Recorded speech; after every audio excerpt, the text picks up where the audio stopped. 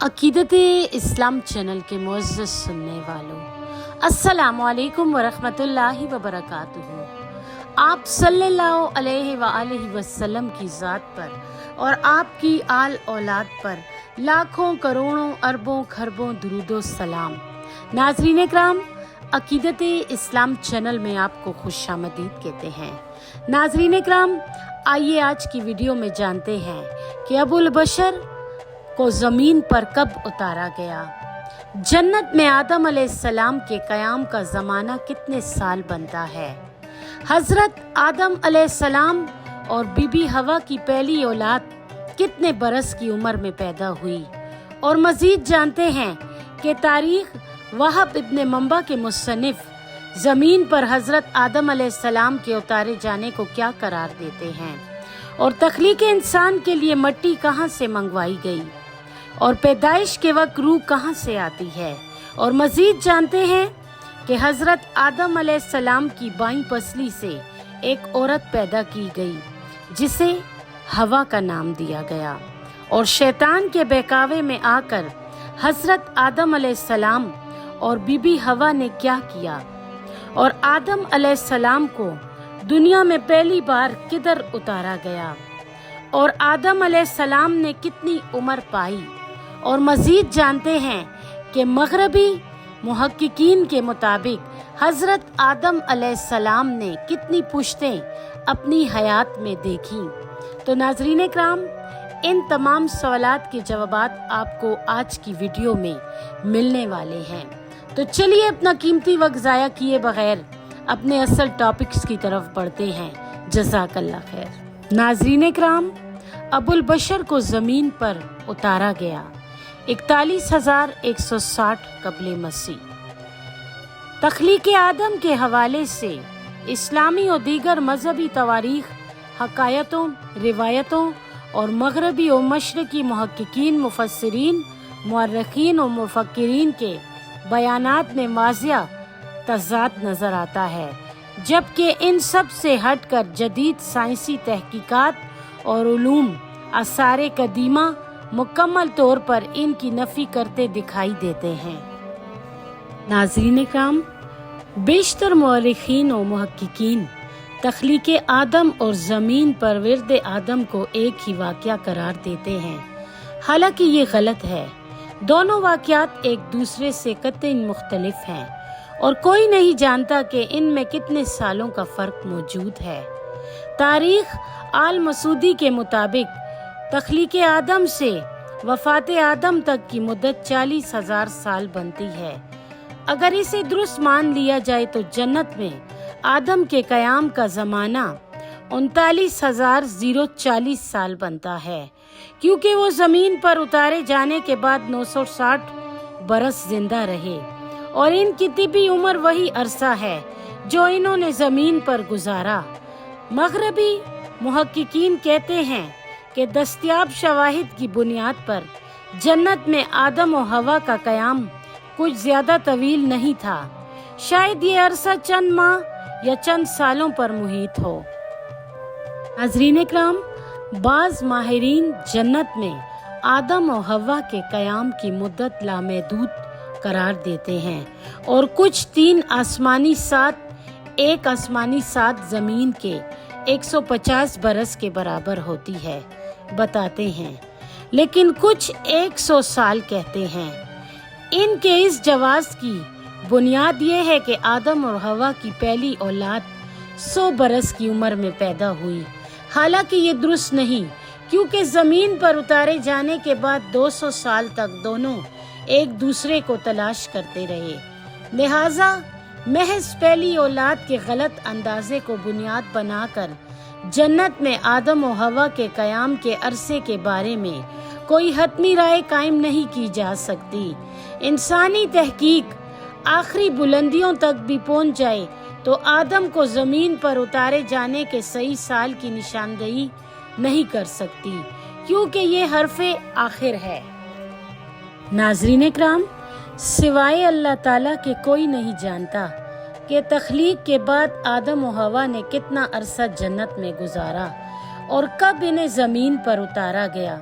لہٰذا یہ کہنے میں کوئی عار نہیں کہ آدم و حوا کی تخلیق، انہیں زمین پر اتارے جانے کے سنز جدید ترین سائنسی تحقیق کے باوجود محض اندازوں اور قیاس آرائیوں پر مبنی ہے، جنہیں ثابت کرنے کے لیے ہمارے پاس کوئی ٹھوس شواہد موجود نہیں۔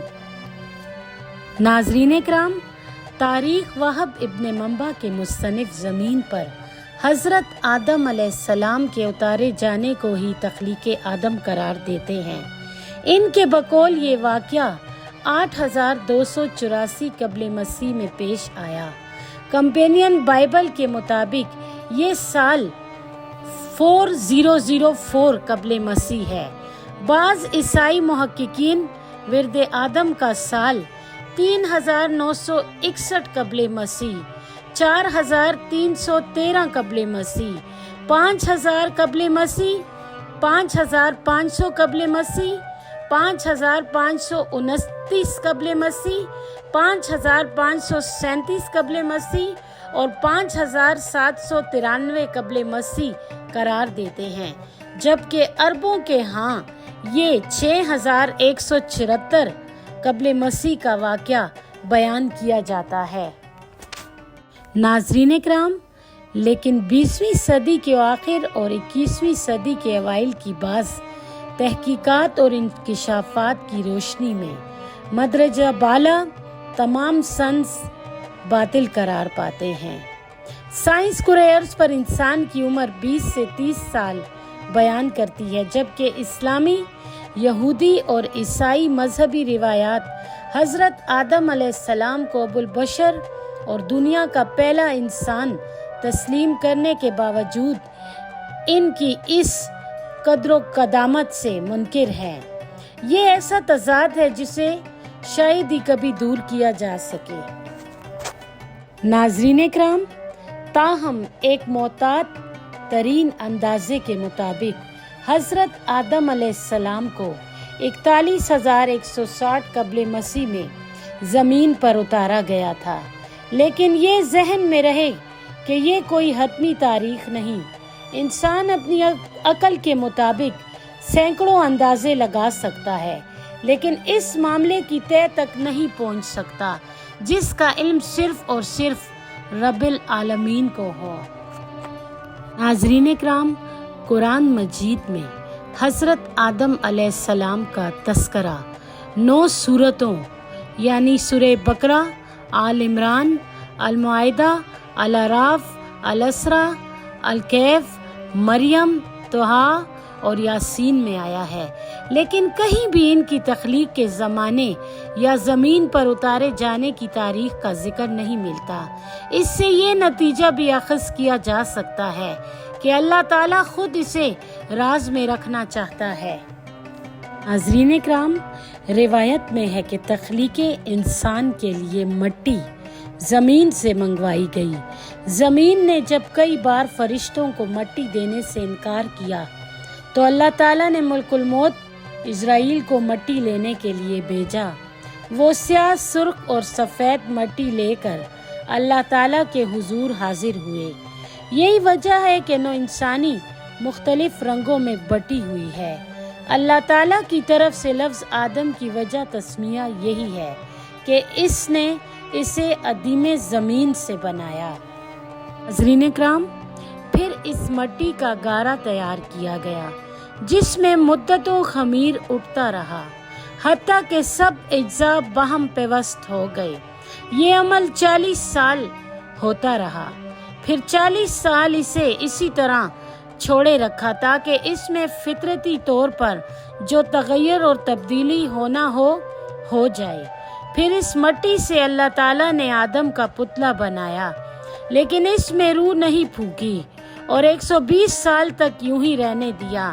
بعض اقوال کے مطابق یہ مدت بھی 40 سال تھی، یعنی کچھ روایات کے مطابق گارے سے پتلے تک کی مجموعی عمر 120 سال اور بعض کے مطابق 200 سال تھی۔ ناظرین کرام، یہ پتلا سوکھی، کھنکھناتی یعنی بچتی ہوئی ٹھیکرے جیسی مٹی کا تھا، لیکن اسے دلکش اور حسین و جمیل شکل و صورت عطا کی گئی۔ پھر اللہ تعالیٰ نے اس جسد خاکی میں روح پھونکی۔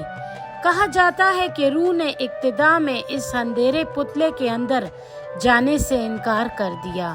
تب اللہ تعالیٰ نے روح سے وعدہ کیا کہ ایک معینہ مدت اس خاکی پتلے کے اندر گزارنے کے بعد اسے واپس بلا لیا جائے گا۔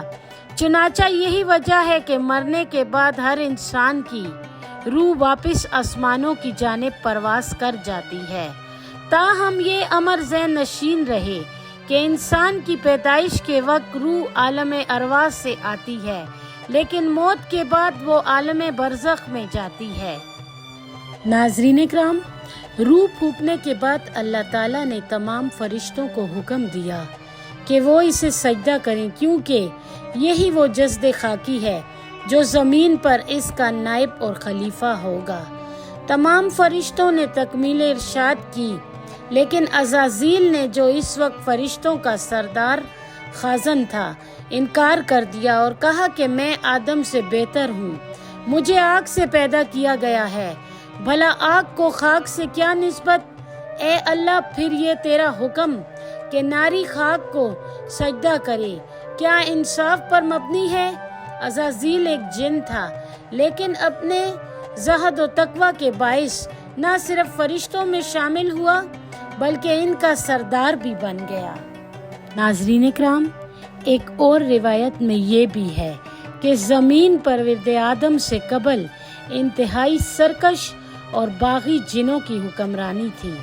عزازیل انہی میں سے ایک تھا، مگر وہ عبادت گزار تھا، اور اللہ تعالیٰ نے اسی بنا پر اسے جن ہونے کے باوجود فرشتوں میں شامل کیا اور بعد از ان کا سردار مقرر کر دیا۔ لیکن جب اس نے حکم سجود سے سرتابی کی تو اللہ تعالیٰ نے عزازیل کو شیطان قرار دے کر آسمانوں سے نکل جانے کا حکم دیا اور اسے ابلیس کے لقب سے نوازا۔ ابلیس نے توبہ و ندامت کی بجائے اللہ تعالیٰ سے استطاعت کی کہ قیامت تک مجھے مہلت دے اور اس مدت کے لیے میری زندگی کی رسی کو دراز کر۔ ناظرین اکرام، اللہ نے اس کی درخواست منظور کر لی۔ چنانچہ ابلیس نے بھی یہ کہا کہ جس آدم کی وجہ سے مجھے رسوائی نصیب ہوئی ہے، میں تا قیامت اسے گمراہ کرتا رہوں گا۔ حضرت آدم علیہ السلام مدتوں جنت میں تنہا زندگی بسر کرتے رہے۔ ان کی فطرت اور طبیعت کسی مونس اور ہم جنس کی متمنی نظر آتی تھی۔ چنانچہ حضرت آدم علیہ السلام کی بائیں پسلی سے ایک عورت پیدا کی گئی جسے حوا کا نام دیا گیا۔ دونوں کو جنت کی ہر نعمت سے استفادہ کا موقع دیا گیا، لیکن ایک درخت کا پھل کھانے سے منع کر دیا گیا جسے شجر ممنوع سے تشبیہ دی گئی۔ قرآن مجید نے درخت کی وضاحت نہیں کی، البتہ تورات اسے خیر و شر کا درخت قرار دیتی ہے۔ اکثر مفسرین کا خیال ہے کہ وہ گیو کا پودا تھا۔ ناظرین اکرام، شیطان کے بہکاوے میں آ کر دونوں نے اس درخت کا پھل کھا لیا اور نتیجتاً اپنے سطر سے محروم ہو گئے۔ چنانچہ انہوں نے پتوں سے اپنے جسم ڈھانپے۔ بعض روایتوں میں ہے کہ شیطان سانپ کے منہ میں چھپ کر جنت میں داخل ہوا تھا تاکہ آدم و حوا کو بہکا سکے۔ سانپ کو تا قیامت رینگتے رہنے کی سزا ملی، جبکہ آدم و حوا کے لیے بارگاہ الہی سے زمین پر اتارے جانے کے احکامات صادر ہوئے۔ حضرت آدم و حوا کو غلطی کا احساس ہوا تو انہوں نے اللہ سے معافی کی استطاعت کی۔ ایک روایت یہ ہے کہ آدم و حوا کی غلطی کو جنت میں ہی معاف کر دیا گیا تھا، لیکن دوسری روایت کے مطابق معافی زمین پر اتارے جانے کے بعد قبول ہوئی۔ بہرحال حکم عدولی کے بعد آدم و حوا کو زمین پر اتار دیا گیا۔ حضرت آدم علیہ السلام اپنی غلطی پر مدت دراز تک روتے رہے اور توبہ کرتے رہے۔